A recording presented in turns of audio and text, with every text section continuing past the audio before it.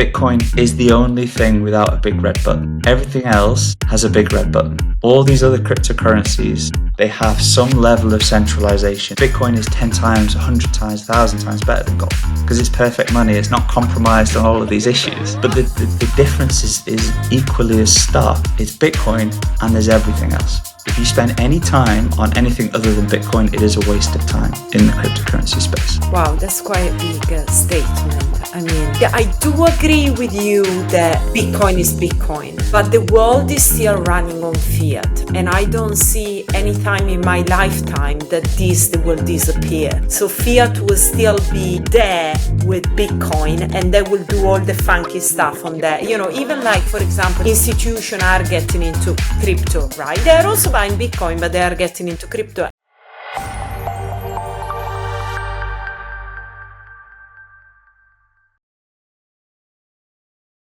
Hello and welcome back to the Financial Fox Show. I'm your host Steffi and today we are going to take a deep dive into why Bitcoin. What's the problem that Bitcoin is fixing? I will be joined by Joe Bryan, a Bitcoin investor, educator, and advocate. He believes that Bitcoin is the solution to our biggest problem, actually to the world problem. And today we are going to explain that, hoping that will help you to better understand what Bitcoin is and the revolution that is bringing to all of us. Before we get into the show, I just want to go through a couple of things. So first of all, remember that all the content on the show is for informational purposes only. It's not intended as financial advice. So any opinion expressed by my guest and myself are ours alone, and you should not act solely on the back of them.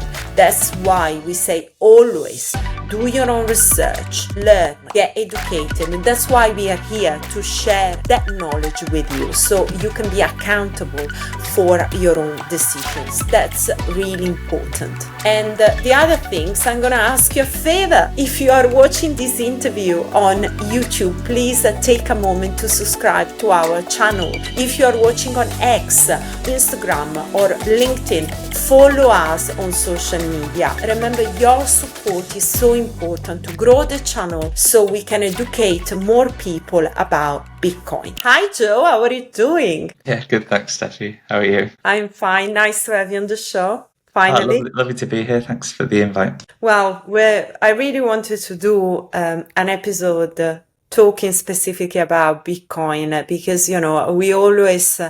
Well, actually, we have been discussing the Bitcoin treasury companies for quite some time. So all my audience probably has got enough of insight on that. You know, I think is important, especially because I've always been to sexual capital markets. Anyway, I think you just bring an amazing angle to the discussion. I mean, being investor, educator, and advocate in the Bitcoin space for so long, and you have some really strong points that I really want to give you the opportunity to kind of educate us. That's important, right? Well, yeah, I'm very happy to be here, and yeah, just let me know what you want to dig into. So maybe let's start with a bigger question. What's the problem? Oh, the money's broken. Right. We live in a system where there's effectively a big red button that the central banks / the government can press whenever they want to change the characteristics of the money. And so everyone is playing a game where the rules can be changed against them at any moment in time. And if you are asked whether you want to play a game, think about a board game. Would you play a board game with someone who can just change the rules whenever they want? And would you ever expect to win that game? The answer would be no, right? We are working and saving and measuring our success and our lives in something someone else can print for free. It's entirely monopoly money. And I realize that probably goes strongly against the sort of innate assumption that everybody has, or the default mental framework that people have, that, you know, the money they have in the bank is actually worth something. But it's not. And the biggest problem is the money is not separated from the state. Money should be something that you hold yourself, that you have unilateral control over, and that retains its value. We don't have either of those things. If you hold, so anybody listening who does a day's work, you get paid in whatever currency, fiat currency, you put that in the bank, the next day it's worth less. The day after, it's worth less and less and less. Everyone already knows it. And that's why they spend it. But that's why they spend it. But that's mental. You're getting paid in melting ice cubes. But they wait until the end of the month, right? Oh, we got the paycheck. We are going to go and shop, or, Yeah, but we live in a world where this has been the case for 50 years. And so everyone alive today who's working, pretty much everyone alive today who's working since 1971, has never known anything else. So we just take it for granted that the money is melting, that you can't save in cash. If you put money in the bank, it's worth less in a year's time and a lot less in 5 years' time and worthless in 30 years. It's because it's being stolen, because they're printing it for free. You're expending your time, your life, your energy for something someone else can print for free with the press of a keyboard. And that's just wrong. That's wrong. You need to be able to save your time and energy in something that retains the value of your time and energy. And it's not currency, right? And so because the money is melting, it changes the decision-making of everybody. Like you say, people just spend it because they can't save it. If I don't spend it today, it's going to buy less tomorrow, so I'll spend it today. Which is just totally wrong. So you end up making poor decisions. For the other things they do, they perhaps buy something they think is going to hold value over time. For example, real estate or, Picasso painting. They become proxy stores of value and no longer utility assets. But why do they buy it? It's because they can't save the value in the money. Because the money's broken. That's the fundamental thing. The money is broken. It's because someone has a big red button, they can print it for free and they can change the rules. So even if they couldn't print it for free, you still don't own it. And this is the key thing. Like, you have money in the bank, but it's not yours. I think they can give you up something like you are insured up to, is that 85,000 or something like that? But that doesn't matter.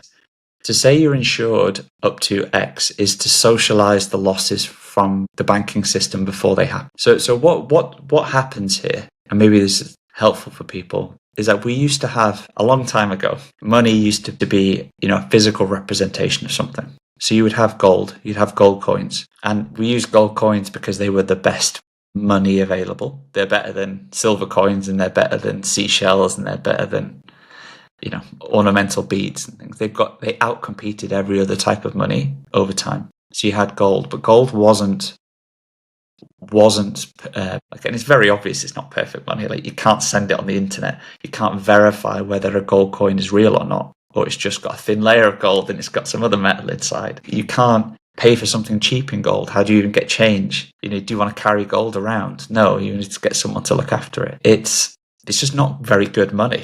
It's just the best money that there was. But what happens is, when people start to accumulate gold, because it's compromised on all of these measures as money, they put it in a vault, right? Because they'd rather just have a piece of paper that represents the gold, because it's easier to give someone a piece of paper than it is a bag of gold, right? And so you end up centralizing all the gold across society, and people just using paper, receipts to represent the gold. And then what happens is the vaults or the banks realize that they can lend paper into existence without the gold in the vaults. And then people start using that paper in society, because there's no way to differentiate between that paper and the paper that was really backed one-to-one by the gold. And this is just like fractional reserve banking. This is just the way the banking sector works. But that's fine. But people will occasionally go in and say, "Can I have my gold back? Here's your paper. Can I have my gold back?" And that happens when there's crises. And this is when you have a bank run, years ago, and people would rush in and, "Here's the paper. Can I have my gold back?" And the bank says, "Sorry, we issued loads of paper and we don't have enough gold." Right? And then what happens is you have these little bank runs, and then the government steps in and says, "Okay, well, we'll guarantee all the paper. Let's move all the gold to the central bank's vault, and we'll have a national currency. National paper, we'll use the dollar, and it's available everywhere, and it's all backed by gold in the vaults." And then the population start using this paper. And again, the bank and the central bank can just print it into existence, because no one ever asks for it. And then when someone asks for it, like the French in 1970, 71, the French said, "We don't understand you as America, how you're financing all these wars. We don't think you have enough gold to back all the paper you printed. Can we have our gold back? Here's your dollars. Can we have the gold?" And the US went, "No," because they got caught. And so they severed the convertibility of the dollar into gold. And so in the past 54 years, we're just using paper. There is no link whatsoever to anything of any energy underneath, right? Because I don't think people listening would have an issue that gold is valuable.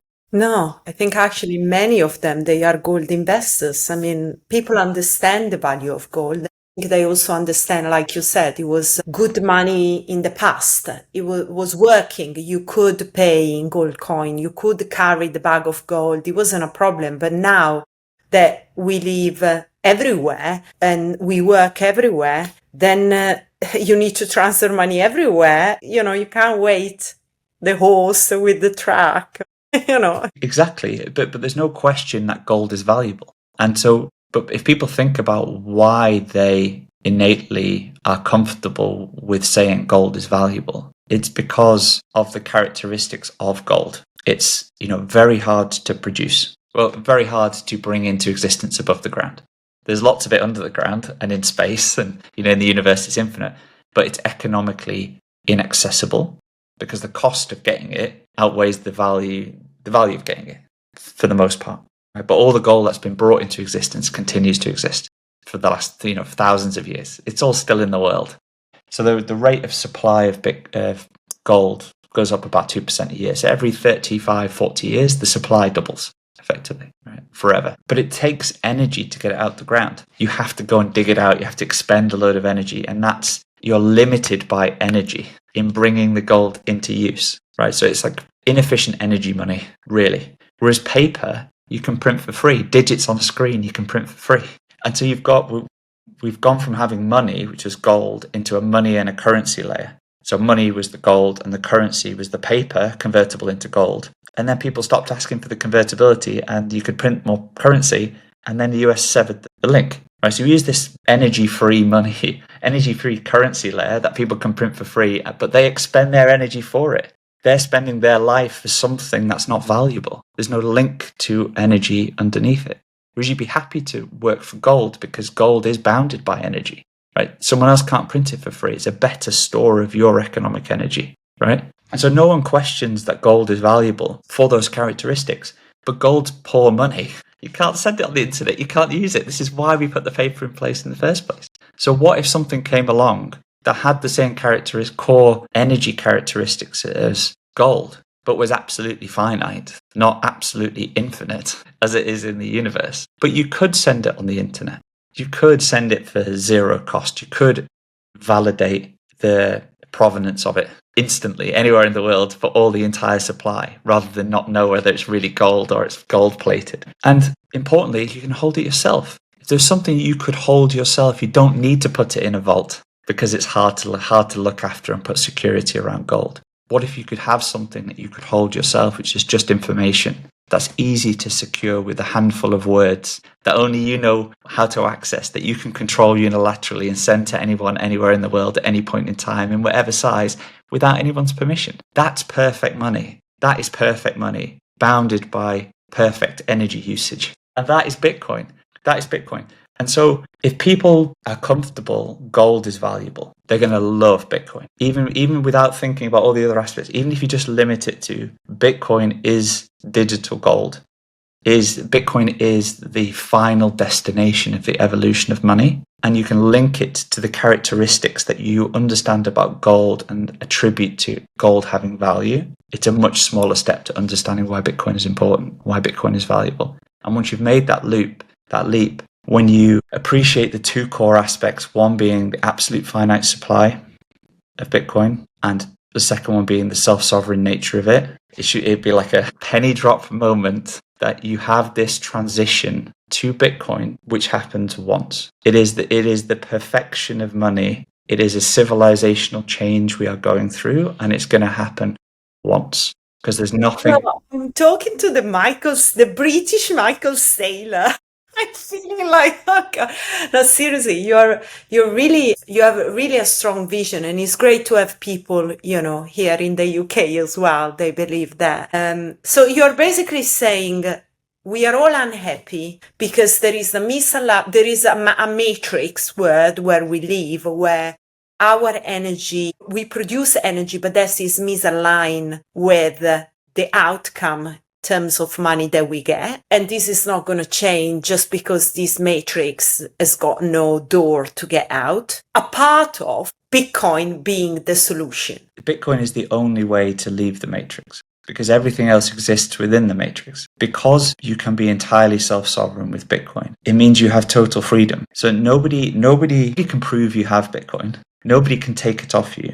Nobody can stop you sending or receiving it to anyone anywhere. And there's a limited supply forever. And so when you compare that with the characteristics of anything else, it's the only thing that falls outside the matrix. Everything else is permissioned.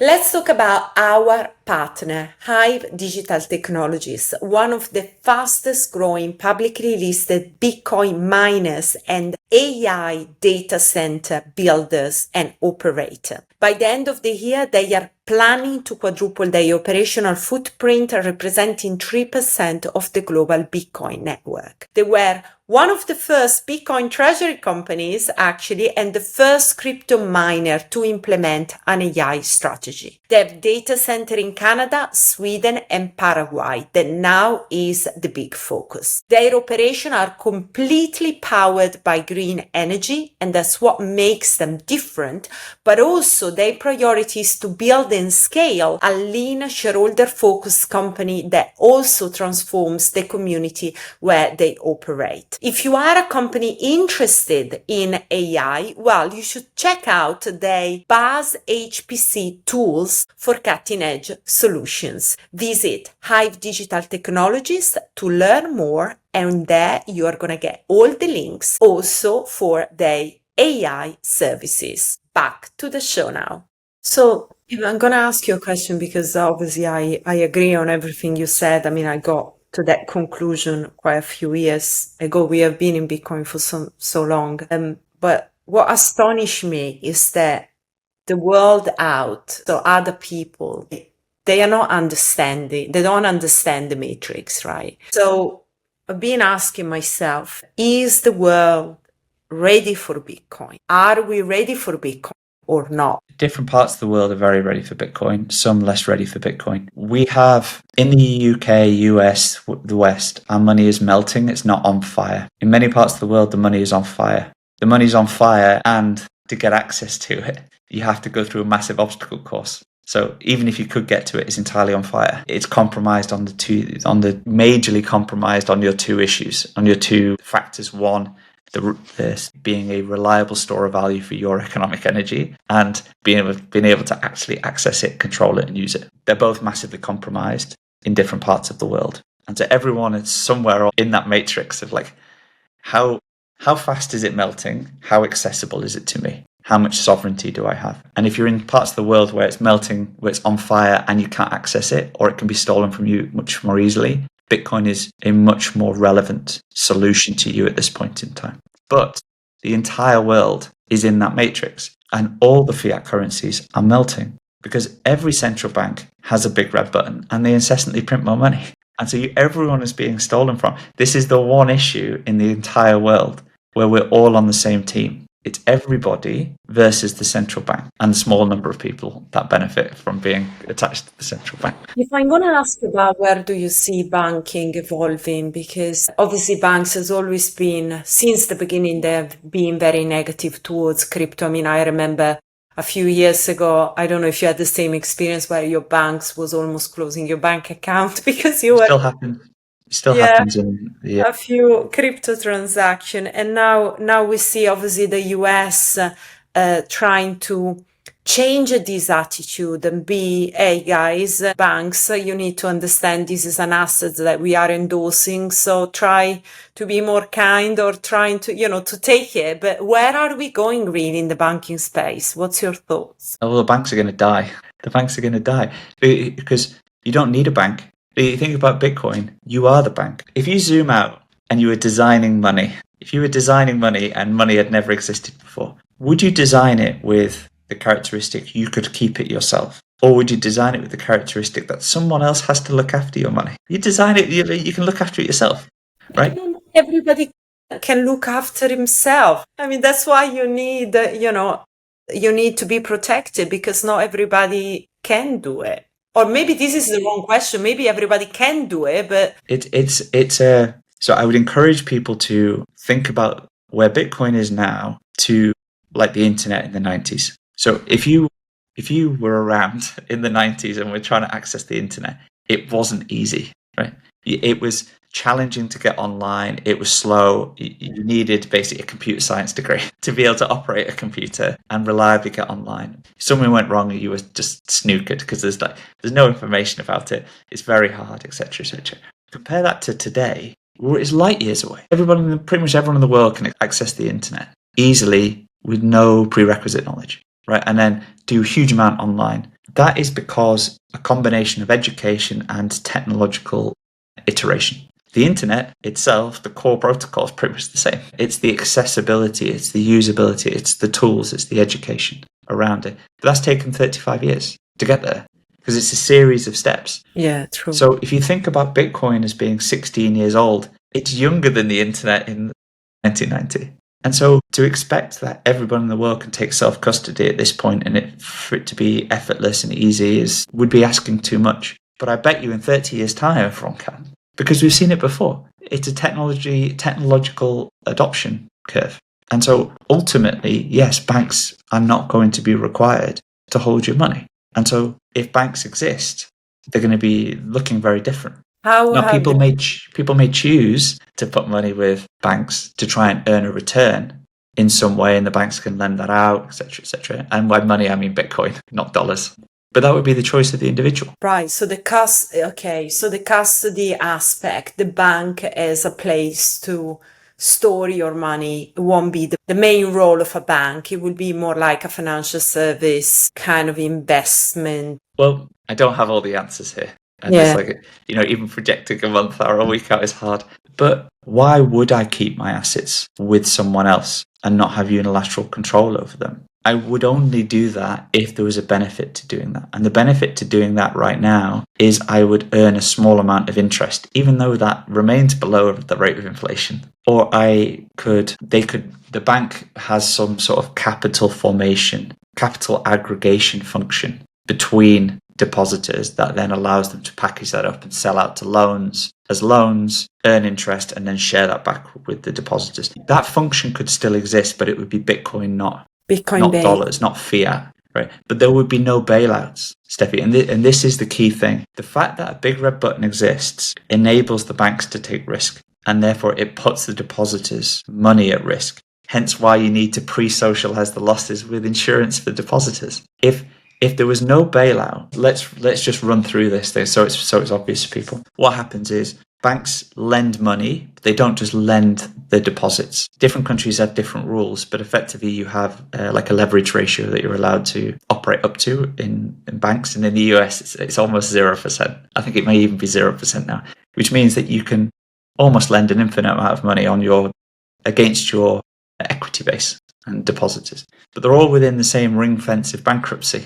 So the bank takes lots of risk because it has a license from the central bank to be able to create loans, i.e. print money out of thin air. They send money to you as the borrower and they offset that on their books. No money existed beforehand. They've brought money into existence and they own the other side of the liability. That's fine as long as people pay the loans back. If they stop paying the loans back, it only takes a small percentage of your loan book to go bad before you've entirely wiped out your equity base, because you were so leveraged. And then what happens, because the depositors are in the same bankruptcy ring fence, as soon as the market turns or asset prices fall, because these loans are typically to buy assets, asset prices fall, the stock market goes down, there's a financial crisis, everyone looks to the Fed to say, right, when are you going to print the money? When are you going to cut interest rates? Because asset prices aren't allowed to go down. Because if they go down, the loans don't get repaid, the banking sector's insolvent. So the banks pick up the phone and said, like, either you start printing money and make the asset prices go up, or you're going to have to bail us out.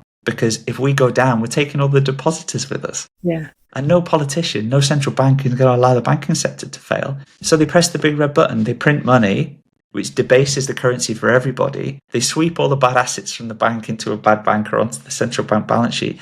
They give the bank a fresh lease of life, a clean balance sheet again, to go and do the same thing. And so what happens is, because the big red button exists, because the central bank has the ability to print money and bail out the banking system, the banks just take the risk.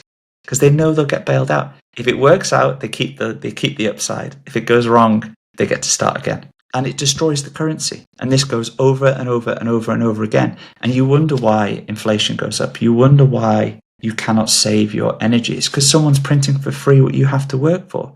The banks are bringing it into existence for free because they have a license from the government to lend money that didn't exist. And when it goes wrong, they get bailed out as well. But the money printing is incessant. And the purchasing power of the money is going to zero. It's going to zero. You keep money in the bank for 50 years, it's worth nothing. God, it's just so sad when we say that and we think that many people are actually trying to save to buy a house. There are different realities out there that sometimes we forget, and the sadness that is really behind it is just crazy. Now, Joe, I think I really want to ask everybody watching this to go and check out the video presentation that you made in January that I think is just great. You are explaining all of this, why the world is broken, why we have a big problem that makes us unhappy, and actually we are basically slaves that work for less and less money, and then why Bitcoin is a solution. I think, I watch it twice. And I think it's just a great explanation of the worlds that we live in, really. It's accessible for everybody. It's just a story. Yeah, it's a story. It's That's a story.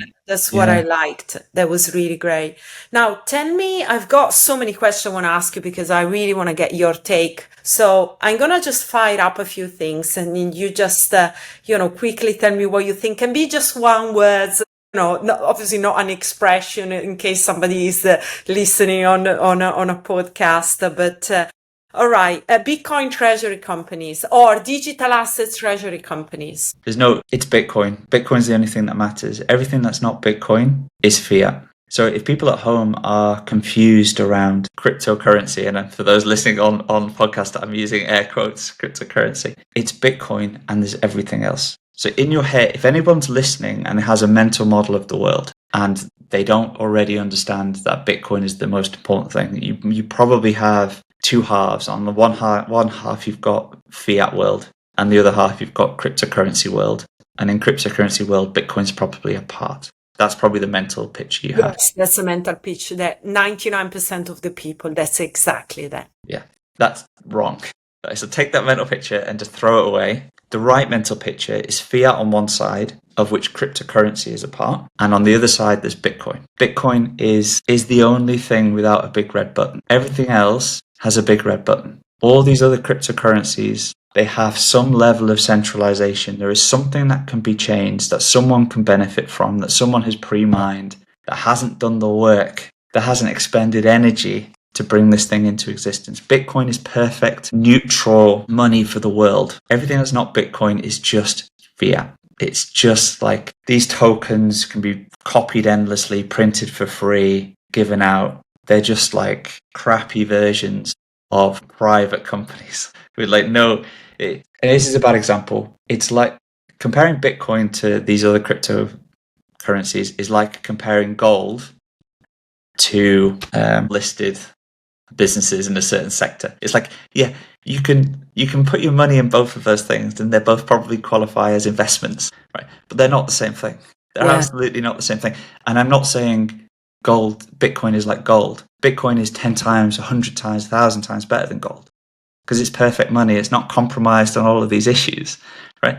But the difference is equally as stark. It's Bitcoin and there's everything else. If you spend any time on anything other than Bitcoin, it is a waste of time in the cryptocurrency space. Wow, that's quite a big statement. I mean, I do agree with you that Bitcoin is Bitcoin, but the world is still running on fiat. And I don't see any time in my lifetime that this will disappear. So fiat will still be there with Bitcoin and they will do all the funky stuff on that. Even like, for example, there was another question I wanted to ask you, now institutions are getting into crypto, right? They're also buying Bitcoin, but they are getting into crypto. And now we are talking about tokenizing stocks, tokenizing everything. And where do they tokenize this stuff? On Ethereum, right? So It's just technology, Steffi. So everything that's not Bitcoin is somewhere on the spectrum of fraud to speculative technology looking for product market fit. It's just technology. It's not money. It's not money. It's just like fiat. It's all within the matrix. It's all within the matrix. They share the confusion in people's minds is Bitcoin was created and then people came along and they took aspects of the things that make Bitcoin perfect and they applied them in different ways. But it's the combination of things together that make Bitcoin perfect. They've taken aspects and said, well, I've created this coin with this aspect, but they lose the other things that made Bitcoin perfect. It's just technology. It's just fiat. You can live in the matrix. You can live in the fiat system. You can make more fiat. By doing that, that's fine. Ultimately, you need to buy Bitcoin because it's going to zero. Your fiat is going to zero. And so it is just on that side of the world. It's only Bitcoin on the other side. But people listening at home might think like I'm just being so like very dogmatic or very, very deliberate in this differentiation. But that is the case. But it takes time to get there. Like I didn't always think of Bitcoin like this. And then, you've had your own journey with Bitcoin. Yeah, I had my own journey, Web3 and ICOs, and I've done all of that 100%. And then you get back and you say, oh God, maybe I should sell all the rest, buy back what I think is probably the best investment in all my life. Yeah. Yeah, and we will. And I've been the same. You find Bitcoin and then you drift off into, oh, well, if Bitcoin's good, what about all these other things? And then it takes a certain amount of time and that varies for different people until you realize there's 0 points at any of this other stuff because Bitcoin is the answer. I think it's very interesting. Just coming back to what you said about creating stuff without doing any work. Who does want to work? I think people don't want to work. So then, they would rather just, and you see, this is something that you can apply on, as printing as many coins as you want, or, there is an infinite supply. So it's very interesting, but it's kind of like people want to get something for nothing. Yeah, everyone. But anybody who's on the other side of it loses. Yeah. And so why would that be valuable? It wouldn't. It's only valuable, again, in air quotes, temporarily. Yeah. But I think it's also like a person that is also us accepting it. So if somebody is losing on the other hand, and then I'm actually accepting it, I'm actually losing, okay, that's fine for me. Maybe it's us actually saying, no, I don't want to lose. I don't want to do work for free for you. There's several things here. One, most people are not aware. They know no inflation exists. And let's separate the lack of ability to be self-sovereign away from just printing money. If you just focus on the printing money, people don't really understand that money is being printed because they're told inflation is this sort of thing that happens and who knows where it comes from. It's that dictator who's caused it, or it's that virus, or it's that whatever. There's always a reason, but it always goes up and the prices never go down. So this is something structural here, stealing from people by inflating away the money they've already earned. Now that people know that's the case, so they know they're losing, but they don't know where it came from. And also, in many instances, they think they're actually less worried about it because they're getting wealthier. And I'll give you an example. So we measure, for most people at home, they measure their wealth in pounds or dollars, right? Their local fiat currency. So if you own any assets, as the asset prices go up, you feel wealthier. But the asset prices, you're measuring the asset prices in your fiat currency. So you're earning some money, but you own a house and you see the value of the house going up. Or you see the stock market going up and you own some shares. But your salary is lagging behind and your savings in the bank are gradually losing their purchasing power. You feel wealthier overall because your assets have gone up. Yeah. And so you keep less money in the bank, you buy more assets. But you're not becoming wealthier. If you think about the assets as a percentage of everything, it's going down. They're printing more money, which is making the asset prices go up because there's just more pounds and more dollars. So this is the big trick of fiat. It makes you feel like you're getting wealthier when you're getting poorer. Now, question, where are we in the UK? Because I know that you have your own views and I really would like to kind of understand your take. We have been talking about being at the forefront. They always talk about crypto though. They never kind of focus on Bitcoin. But the UK used to be a wealthy nation. the center of financial service. The US is really pressing now the accelerator to onboard, I'm talking more digital assets, but they also made some step of, the good for Bitcoin as well. So what's happening in the UK? What's your views? I mean, being a British citizen and, living here, what's happened? Well, we're going in the wrong direction completely. All fiat currencies are going to zero. All fiat currencies are going to fail in their purchasing power. When you have, this happens under all government types, regardless of where they are on the political spectrum, because they have access to a big red button. And if you have access to a big red button, you won't take the pain, you'll just print money. You'll issue debt and then you'll print money to devalue the debt. You'll destroy the currency. Because the big red button exists and because you are politicians with a short shelf life, no one is brave enough to take the pain because they won't get re-elected. So the natural outcome is you just destroy the currency. And this is happening everywhere in the world. 4 years is quite a long time, But it's not on the grand scheme of things. Yeah. It's not a long enough time. The only way is when you get to a situation like Argentina, where the population has had so much pain for so long that they vote for more pain to solve the pain. They vote for the short to medium term pain to solve the long term pain. That does not happen in anywhere else, any other circumstances. It's all about short-termism. And the short-term easy option is to bail the banks out. It's to make sure bank depositors don't lose their money. It's to print more money, fund more public services, win the next election. It's not about the medium to long-term health of the country or the currency. So this happens across the political spectrum, regardless of the type of government. But it gets accelerated when you have a government that's left-leaning. Why that? Because you have the growth of the state. And so if you think about what happens here, and when you watch the video, you'll see this in action.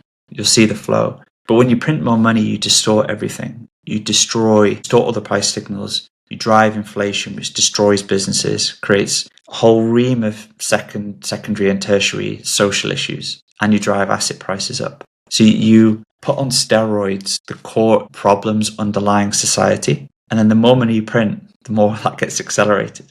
So it drives all of these issues in society, including like wealth disparity, homelessness, health issues, all of this stuff.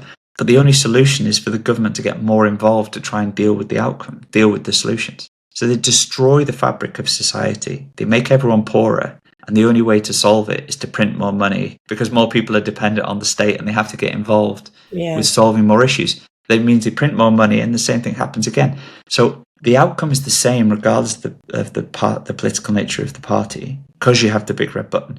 But it gets accelerated when the leaning is towards socialism. And socialism is just horrendous. Socialism and communism is anti-human, right? And it will destroy everything. And we're just on the wrong path now. So we've taken a massive left turn in the UK. We're just still going towards the edge of the cliff. We've just accelerated. That's all. Yeah. I wish, there was really a political leader that was going to take the risks beside, the fact that he was going to get consensus or not, but really coming out with a conviction and, with a new plan and also get help from people they can, they can support his vision. I think that's another point. They are all trying to get the people they trust. They've got no idea whatsoever about, I'm just talking about crypto or digital assets or whatever. And then it looks like a big pot and nothing gets done. Lots of sandboxes, announcement. And,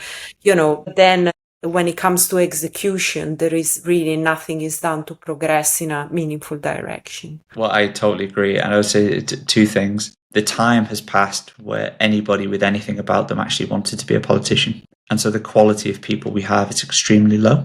That's the first thing. And if somebody actually took that stand, Steffi, and said, I'm going to try and sort this out, they wouldn't get elected.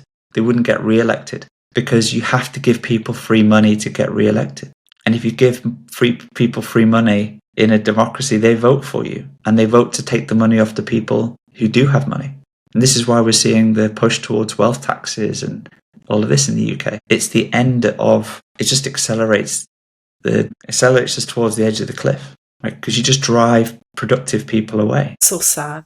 But this is what happens when you get a big red button. It leads to socialism and it leads to communism and you destroy the currency. Or you snap back and you go to fascism on the other side. But this is why the outcomes here are very limited, but they're all negative. Is there anything that you are worried? I mean, I guess that you are kind of like happy that, there is more adoption, more awareness, more education about Bitcoin. That's great. I mean, I'm definitely very happy. But on the other side, I mean, what are your worries? What are you, seeing maybe as a bottleneck or a challenge or something that could create problems? Well, there's a few, and we need people to take self-custody. We need more people to actually hold their Bitcoin rather than leave it on exchanges or hold it on Revolut. It's not even Bitcoin. It's just a number on a screen, because you're still inside the matrix. If you're inside the matrix, you don't own it. You don't own it at all. And I would ask people to remember that if you require permission, you are not wealthy. You're not free. You're not free, and you're certainly not wealthy. So the people at home thinking about all their wealth, they should think whether that would still be there if the government said they couldn't have it, or their bank said they couldn't have it, for whatever reason. And it takes a single stroke of a pen. Yeah. It takes a single stroke of a pen by the government to say that we're nationalising this, or we're nationalising that, or you can't have access to this, or computer says no at the bank and you're locked out of everything. This is coming. You're already getting glimpses of it. If you call the bank and say, I want to move all my money to, a different account, they'll say, no, why? And you'll be on the phone half an hour explaining why you want access to your own money. Walk into the bank and say, can I take all my money out? They'll say, no. We live in a permissioned world. If you require anyone's permission, you are not wealthy. The only thing you don't require someone's permission for is Bitcoin. You need to own Bitcoin and need to withdraw from the matrix. And then you have optionality. Then you are free. And it's the only thing they can't print. They're going to steal everything. The currency is going to zero. They're going to bail in all the assets. They're going to steal all the pensions. Right? Oh, the pensions. They're going to drive the currency to zero value. They're going to limit. You're already seeing it. It's like a disaster. People are saving. I have a pension. I'm saving. It's not going to be there. It's not going to be there. It's not going to be there because the pension system is broken. It's already insolvent. Private pensions are increasingly viewed as a honeypot because you're encouraged to put money in because you get tax breaks. But then it lives within a ring fence inside the matrix, and that ring fence can be robbed by the government at any point in time. They bail everyone in, either explicitly say you no longer have access to your pensions, or they tax you like hell on the way out, and you can't access it for 50 years. Right? So the government get to use that money in the meantime. There's the one thing worse than owning fiat is owning fiat in a pension wrapper in this system, because you're probably never going to get it.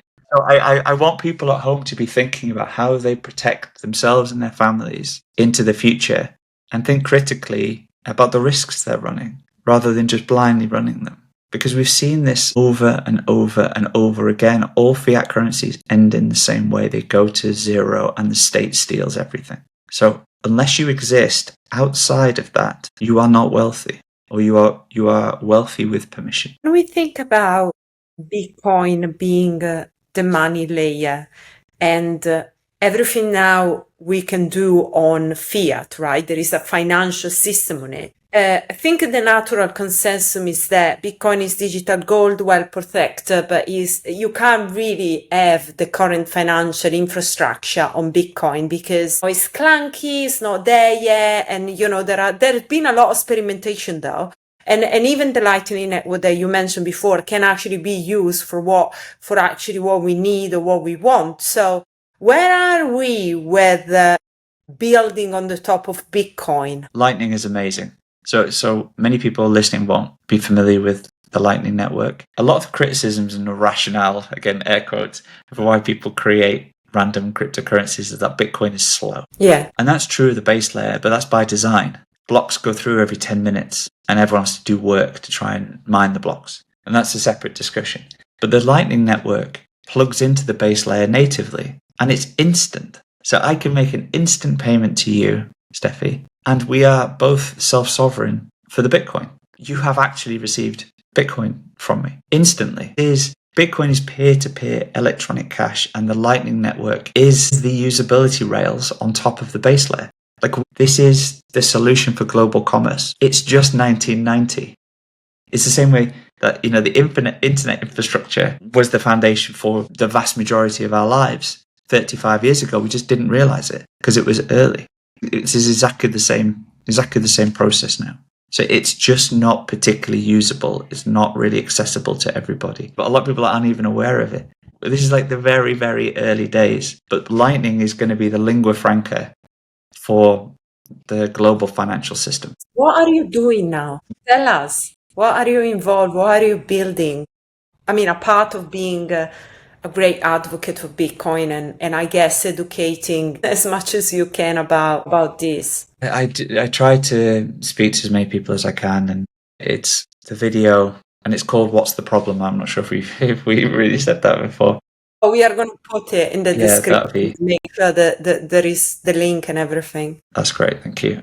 That's gone all around the world, and I've just been able to speak with so many people. It's been wonderful. I get to have great conversations like this with you, and reach different pockets of audiences. Not all Bitcoin, but Bitcoin adjacent in different ways, whether financial or health or something like this. Because there's a lot of people who have connected the dots that something isn't right. They just haven't tracked it back to the root cause, and the root cause of all of this is Bitcoin. I think many are also scared to withdraw from the matrix because they're going to be losing something, right? But when we say withdraw from the matrix, I only use the matrix because you'd mentioned the matrix, so I was just building on it. It's not like you cut yourself off from society. It's you just take control of your life. Yeah, but I think they are going to be losing because in the matrix everything is so shiny and there is so many attraction and things you want to get involved. It's the game of attention, right? It's where we live now. So why I need to choose something where maybe I don't need to choose, I've got lots of options and just get out of the game when I could still be playing, waste my energy and I don't know, maybe have more fun, I don't know. Well, I guess that maybe that comes back to answering your question, is you realize when you're building something inside the matrix or it's contributing to the system that is killing everybody, that is unfulfilling. Yeah. When the penny is dropped, it's like, is what I am doing helpful for the world? Or is it just a way for me to try and make more fiat that's going to get robbed? And the answer is there's nothing more important than I can be working on than trying to help Bitcoin win as quickly as possible. Because if you fix the money, you fix the world. Like, Bitcoin fixes everything. And that's going to seem like a massive statement, but people need to watch What's the Problem, and you'll understand why the world is the way it is and that Bitcoin solves it all, right? And then it'll be very obvious. But once you've made that connection, why would I want to work on anything else? Why would I want to waste my time furthering a system that needs to be more money that they are going to be worth less? Yeah, but we need to destroy that system. That system needs to end. Fiat will destroy itself. What do you see yourself doing in 5 years? I mean, what do you want to be? I know, sorry, it's like a crazy question. I understand you have a mission, but where do you want to get to? I'm building a Bitcoin business in stealth, so I haven't talked about it anywhere, any podcasts. I hope I can bring that to market, and my hope is that it, like What's the Problem, makes a material impact on helping us get to where we need to be and where we're ultimately going to be. But my view of Bitcoin is that once the penny has dropped and you realize why this is the only thing that matters, is you also realize everyone else is going to get there. They just haven't got there yet. And so once that penny drops, it's like, well, in 30 years' time, in 2020, if this was 1990, and I could look forward, and I was working on the internet or associated with the internet in 1990, and I could glimpse what 2025 is like, you'd be all in on it. Because for 35 years, the adoption rate will be 20-30% a year, compounded forever, right? And then the entire world will be using it. This is Bitcoin now.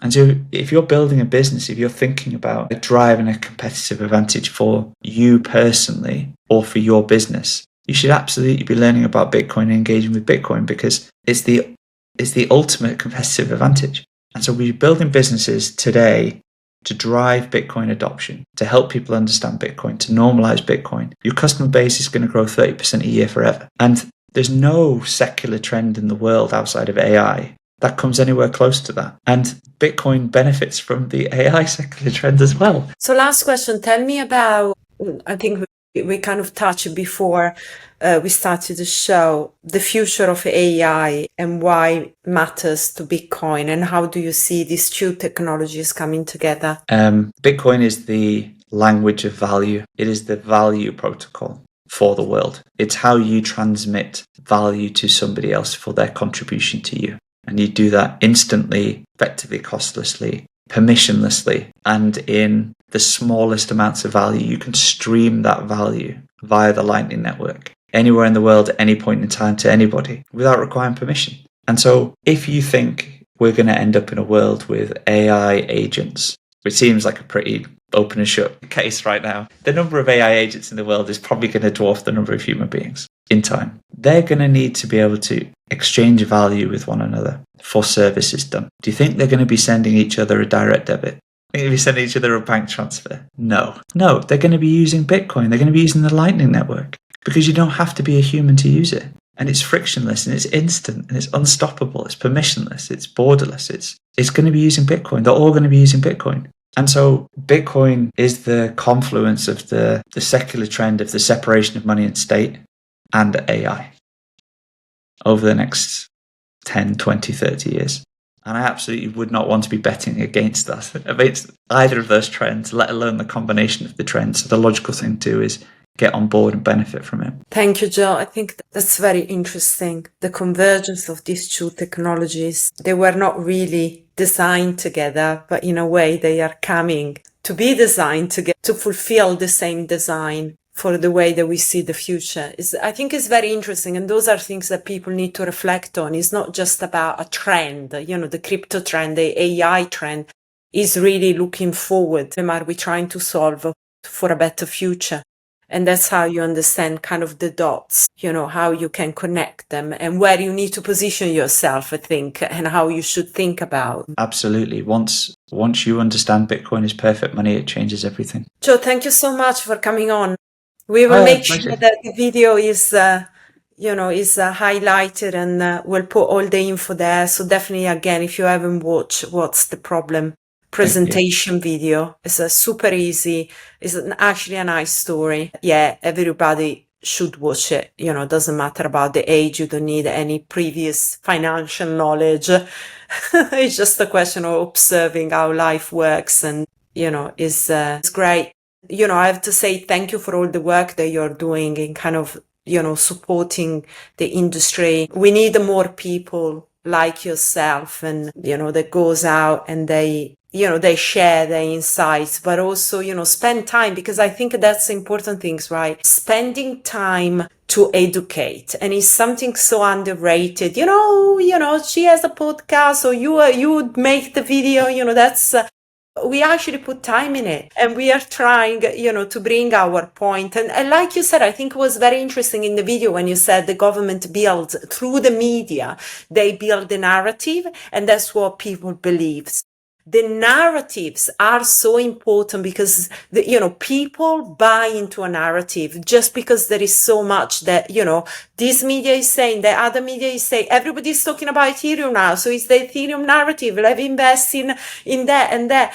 And I think the narratives is just something so important that all of us that we believe in these assets, we should really try to do something about. And it starts with, with a video, with a podcast, with an article, whatever that you give to the world. I think it's just, we do what we can anyway. Oh, absolutely. I think people need to zoom out, understand there is a problem. And once you've seen the video, you can't unsee it. You're not going to forget what the problem is. And then you just need to apply your critical thinking. You will understand why you are making the decisions you are making in your life. And you can take back control. You can feel empowered for the first time in probably your life, that you actually can make decisions in full knowledge of what's actually happening to you. And then once you go down that route, you become incredibly optimistic. I'm really optimistic about the future, despite living in the UK, despite all my comments earlier about, the direction of travel, because Bitcoin fixes it and Bitcoin's going to win. And so